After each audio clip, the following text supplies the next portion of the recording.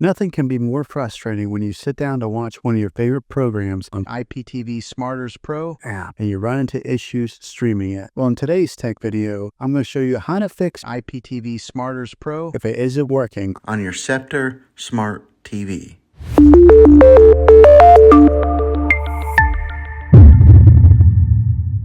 Let's see if we can fix your problems and get your IPTV Smarters Pro back up and running as quickly as possible. The first one, it's the easiest one to try, and that's to unplug your TV from the wall outlet and wait 60 seconds. Now, don't be impatient here. Wait the whole 60 seconds, then plug it back in. This is very different from turning your TV on and off with your remote control. This is what we call a hard reset of your TV, so make sure you do this method. If that doesn't work, then find your router that is giving you Wi-Fi and unplug the power to that for 60 seconds. Then plug it back in. If it fixes it, great. If not, let's go ahead and move on to the next method. Try deleting IPTV Smarters Pro on your TV. Go to wherever the apps are located on your system and remove the app altogether. Then reinstall IPTV Smarters Pro again. After you reinstall it, you might have to log back in with all of your credentials, but hopefully this will work. And if that doesn't work, then I recommend buying an affordable Roku stick, Fire Stick, or Apple TV 4K and plug that into your TV and use that as your main streaming player. And you'll be able to access IPTV Smarters Pro that way. I'll put links in the description down below of where you can get one. There you have it, folks.